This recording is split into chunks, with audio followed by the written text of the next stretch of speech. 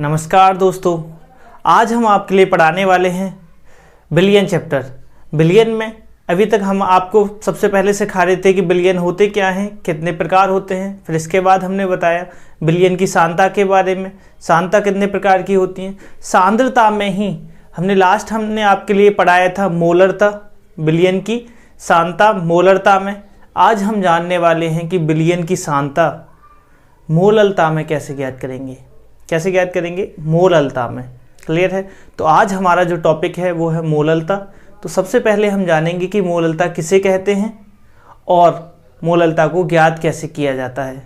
किसी बिलियन की मोललता को ज्ञात हम किस तरह से करेंगे। तो चलते हैं सबसे पहले मोललता पर। होता क्या है मोललता?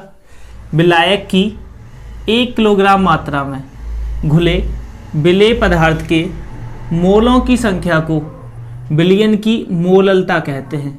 ऐसे नहीं समझ में आए तो ऐसे समझो, कोई विलायक है। क्या है? विलायक। ध्यान से समझना, विलायक है।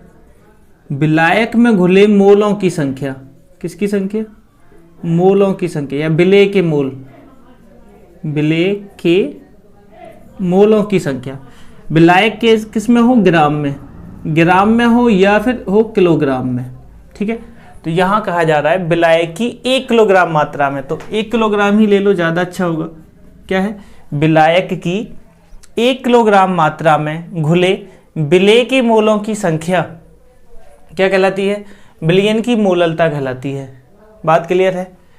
आगे कहते हैं इसे हम स्मॉल m से प्रदर्शित करते हैं। मोललता को किससे प्रदर्शित करते हैं? स्मॉल m से। क्लियर हो गया? 1 किलोग्राम विलायक में घुले मोलों की संख्या को, विलेय के मोलों की संख्या को मोललता कहते हैं। इसे हम स्मॉल m से प्रदर्शित करते हैं। अगर हमसे पूछा जाए कि मोललता का फॉर्मूला क्या है, ठीक है, इसको रफ कर देते हैं। अब हमसे पूछा जाता है कि मोललता का फॉर्मूला क्या है, तो हम जानेंगे मोललता बराबर होता है, मोललता या बिलियन की मोललता, पूरा लिखना चाहें तो हम लिख सकते हैं बिलियन की मोललता। क्या है? स्मॉल m बराबर हो जाएगा विलेय के मोल बट्टे बिलियन नहीं आएगा, विलायक आएगा। बिलियन आता तो मोललता हो जाता ना। विलायक का द्रव्यमान किस में है भाई? किलोग्राम में। क्लियर है? बात समझ में आ रही है सबको? अच्छा, अगर यहीं से इसका मात्रक पूछ ले, क्या पूछ ले?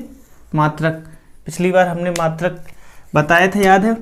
किसी को मोललता का मात्रक मालूम है? देखो मात्रक क्या होगा। ठीक, मोल, विलेय के मोल का तो हो जाएगा मोल, और इसका है किलोग्राम, तो मोल प्रति किलोग्राम। ठीक है, बात क्लियर हो गया? मात्रक क्या हो जाएगा? मोल प्रति किलोग्राम। इसको भी तुम लोग याद कर लेना। अब बात आती है कि इसका फॉर्मूला थोड़ा सा शॉर्ट में बना ले, तो शॉर्ट में हम कहेंगे स्मॉल m बराबर, तुम लोग एक बार हिंदी में जरूर लिख लिया करना, मोललता स्मॉल m बराबर n अपॉन कैपिटल W किस में है? किलोग्राम में। बात समझ आ रही है?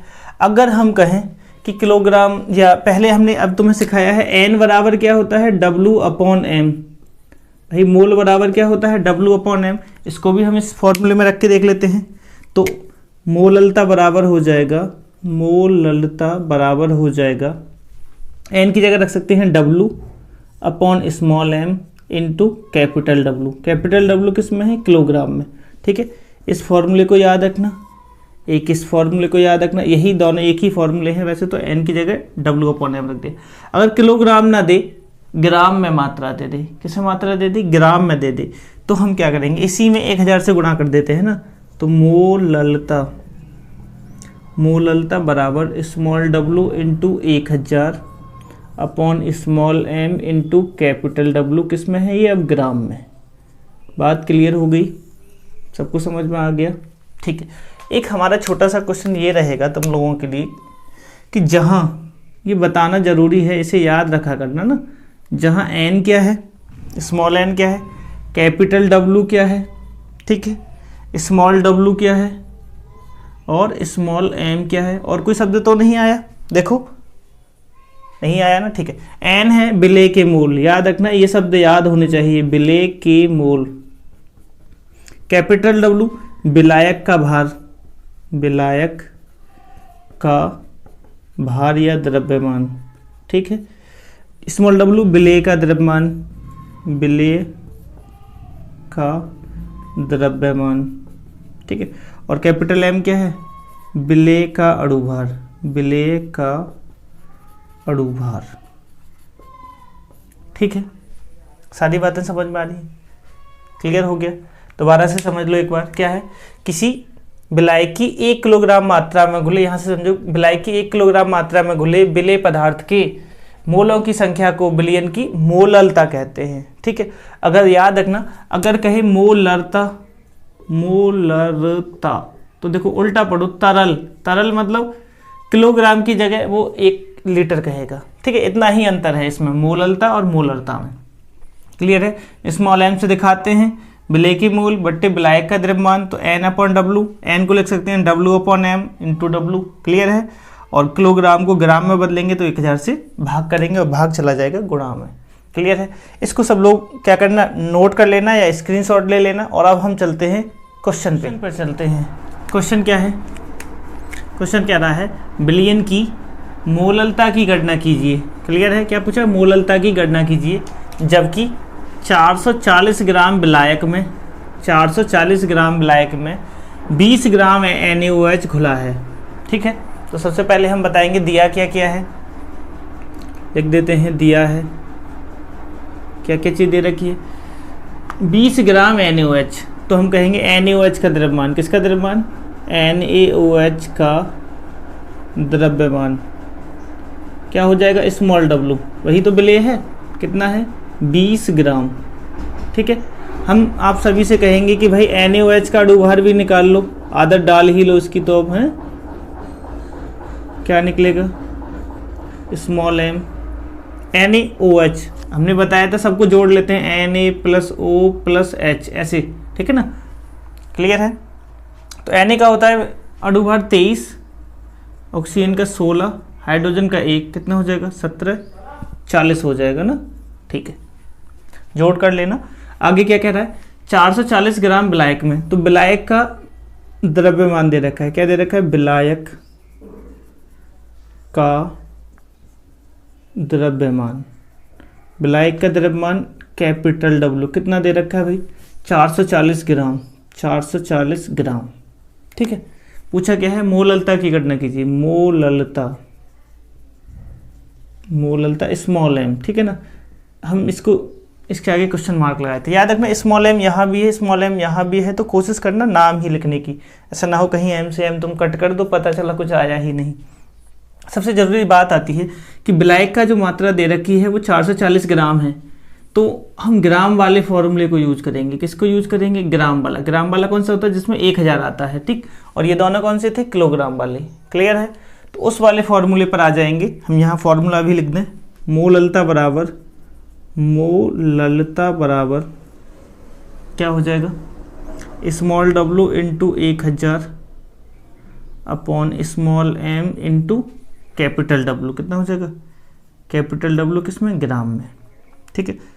चलते हैं आगे, रखो भाई फॉर्मूले में वैल्यू रख दो, इसका कितना हो जाएगा 20 गुणा 1000 बट्टे कितना हो जाएगा 40 गुणा 440 ना। चलो काट दो भाई, 1 0 से 1 0, 1 0 से 1 0, 2 से ये 2 बार कट जाएगा, कितना हो जाएगा, और ये 2 से कट जाएगा 50 बार, तो इस जगह 50 बट्टे 44, कितना हो जाएगा 50 बट्टे 44। जब ये 50 बट्टे 44 हो जाएगा तो कितनी बार भाग जाएगा इसका, 1 कितनी बार, 1.136, क्लियर है। कितने बार हो जाएगा, इतनी हो जाएगी मोललता। अच्छा मात्रक लिखना चाहें तो मात्रक हो जाएगा मोल प्रति लीटर, मोल प्रति किलोग्राम, किलोग्राम। बात क्लियर है, सबको समझ में आ रहा है। चलते हैं अगले क्वेश्चन पे। क्वेश्चन क्या कह रहा है, चीनी के सीरे के 214.2 ग्राम में चीनी का सीरा है और कितनी मात्रा है इसकी 214.2 ग्राम में 34.2 ग्राम चीनी है। कितनी चीनी है 34.2 ग्राम। चीनी के सीरे की मोललता ज्ञात कीजिए। बहुत ध्यान से समझना, ये कहना चाह रहे हैं कि ये है चीनी का सीरा। भाई क्वेश्चन समझ में आना चाहिए तभी हम सॉल्व कर पाएंगे। क्या है चीनी का सीरा, चीनी का सीरा, इसका जो भार है वो कितना है 214.2 ग्राम। ठीक है, अब वो ये कह रहे हैं कि इसमें चीनी कितनी है, चीनी है 34.2 ग्राम। अच्छा, तो एक बार पूछा जाए, मान लो जल घुला है तो जल कितना है या विलायक कितना है, विलायक कैसे बताएं, कोई बता सकता है? देखो टोटल है इतना, ठीक है, उसमें चीनी इतनी है तो विलायक कितना होगा, इसे घटा दो, कितना रह जाएगा 180 ग्राम। पहले देखो सबसे ज़रूरी बात यही है कि हमें क्वेश्चन समझ में आना चाहिए। अब इस क्वेश्चन का पूरा सार ये निकलता है कि इतने ग्राम विलायक में इतनी चीनी मिलाई, उससे हमारा बन गया चीनी का सीरा इतना। बात क्लियर हो गई? चलो अब हम समझाएंगे क्या क्या दे रखा है। ये कह रहा है कि चीनी के सीरे के इतने ग्राम में इतनी चीनी है। कितनी चीनी है तो लिख देते हैं, दिया है गिवन दैट। क्वेश्चन को देखो, मैं आप सभी लोगों को एक बार बता दूं, क्वेश्चन जो होते हैं वो सॉल्व करने से ज़्यादा समझने के होते हैं। ठीक है, एक बार समझ जाओगे तो सारी वैल्यू ठीक हो जाएगी। अगर तुम गुणा भाग पर लगे रहोगे, पता चला कि तुमने विलेय की मात्रा गलत रख दी या विलायक की मात्रा गलत रख दी, पूरा 2 पेज भर के आए, 0 नंबर आ जाएंगे। ठीक है ना, तो ध्यान बस क्या देना है कि हमारे ये जो वैल्यू है जो हम रख रहे हैं, इसको लिखना सीख लो। इसके अलावा कुछ इसमें होता ही नहीं है। ठीक है ना, गुणा भाग सब बच्चे चौथी क्लास से करते हुए आ रहे हैं, तो गुणा भाग हम नहीं सिखाएंगे, वो तो सब लोग पहले से जानते ही है ना। तो चलो क्या सीखना है, ये कह रहा है कि इतने ग्राम चीनी है, तो पहले यही लिख लेते हैं कि चीनी का द्रव्यमान, किसका द्रव्यमान, चीनी का द्रव्यमान कितना है, स्मॉल डब्लू, याद रखना स्मॉल डब्लू हो जाएगा 34.2 ग्राम। क्लियर है? अच्छा, चीनी का फॉर्मूला भी दे रखा है, नहीं दे रखा होता तो हम याद कर लेंगे। ठीक है ना, तो चीनी का अणुभार क्या है, स्मॉल m, कितना होगा?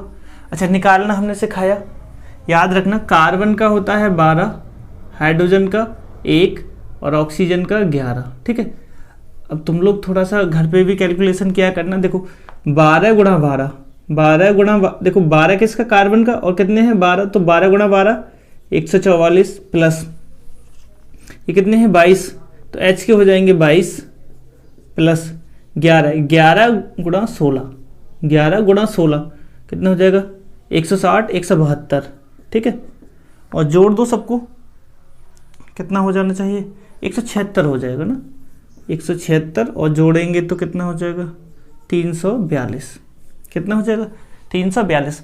समझ तो रहे हैं ना? मैं सिखा दूं, कार्बन गुणा 12 प्लस हाइड्रोजन गुणा 22 प्लस 11 गुणा ऑक्सीजन। ठीक है, तो कार्बन का रखेंगे 12 तो 144 प्लस H का 1 रखेंगे तो 22 प्लस ऑक्सीजन का 16 रखेंगे तो 176, जोड़कर अणुभार इतना ही आएगा।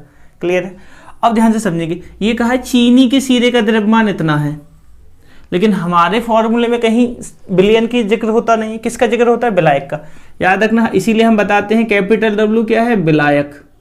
ठीक है, और ये किसका मान दे रखा है, बिलियन का। हमें किसका चाहिए, विलायक का। कैसे निकालेंगे तो समझना, ये लाइन सबसे ज़्यादा इम्पोर्टेंट है। ठीक है, यहीं पे अगर बच्चा गलती करेगा तो सिर्फ यहीं, बाकी कोई गलती होती ही नहीं है। अगर एक बार पढ़ो तो, विलायक का द्रव्यमान, किसका, विलायक का द्रव्यमान कैपिटल W बराबर क्या हो जाएगा, बिलियन 214.2 माइनस विलेय 34.2 कितना हो जाएगा 180 ग्राम। सारी बातें समझ गए? पूछ क्या रहा है हमसे, वो मोललता। तो मोललता का फॉर्मूला एक बार में ही रख देते हैं ना, मोललता। अच्छा, ग्राम में दे रखा है तो ग्राम वाला फॉर्मूला डायरेक्ट ही लिख देते हैं, W upon M into capital W। किस में, ग्राम में लेंगे तो ऊपर कितने से गुणा हो जाएगी, 1000 से। क्लियर है? अब तो भाई रख दो इसमें, स्मॉल w कितना है 34.2 गुणा 1000 बट्टे स्मॉल m कितना है 342 हो जाएगा ना, ठीक है। और ये कितना है 180 कट कर दो, पॉइंट हटा देंगे, एक जीरो बढ़ा देंगे, 2 जीरो से 2 जीरो कट जाएंगे, ये पूरा का पूरा कट जाएगा। तो भैया कितना हो जाएगा मोललता बराबर हो जाएगा 10/18 100 पंजे 90 0.556 ऐसे ही कुछ जाना चाहिए ना। कितना हो जाएगा 0.55 दो तक ही रहने देते हैं, आगे जाएंगे तो 6 7 कुछ ऐसा हो जाएगा। क्लियर है। तो मोललता स्मॉल m से प्रदर्शित कर सकते हैं, कोई दिक्कत नहीं है, या मात्रक लिख सकते हैं। मात्रक हमने बताया है क्या है मोल प्रति किलोग्राम। क्या हो जाएगा यहाँ लिख लेते हैं, चाहो तो तुम लोग मात्रक याद रखना मोल प्रति किलोग्राम। ठीक है, सारी बातें समझ में आ रही हैं। उम्मीद करते हैं कि ये सारी चीज़ें अब एकदम क्लियर हो गई। इस फॉर्मूले को इसको निकालना सीख लेना, ब्लैक को निकालना। बाकी इस पूरे क्वेश्चन में कुछ है नहीं, हमने इसलिए एकदम अच्छे से सिखा दिया है। ये तो निकालना आना चाहिए, ठीक है ना। सारी चीज़ें क्लियर हो गई, ठीक है। अब हम मिलते हैं, अब इसमें और ज़्यादा आगे नहीं खींचते हैं क्योंकि वीडियो बहुत लंबा हो जाएगा, आप लोग देख भी नहीं पाएंगे इतना बड़ा। तो हम इस वीडियो को यहीं ख़त्म करते हैं, आगे अगला टॉपिक लेकर आएंगे नेक्स्ट वीडियो में।